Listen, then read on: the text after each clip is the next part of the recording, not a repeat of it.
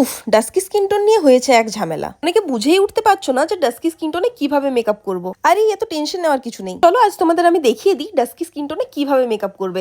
Step by step পুরোটা দেখিয়েছি, পুরোটা দেখো। তো ওর ছিল নর্মাল টু অয়েলি স্কিন, তার জন্য ওর স্কিন টাইপ অ্যাকর্ডিং একটা টোনার অ্যাপ্লিকেশন করেছি, তারপর একটা ওয়াটার বেস ময়শ্চারাইজার এন্ড তারপর একটা অয়েল ফ্রি প্রাইমার। এরপর ওর স্কিন টোন থেকে 2 টোন ডার্কার একটা কনসিলার নিয়ে ওর ফেসে যে দাগগুলো ছিল সেগুলোকে হাইড করেছি।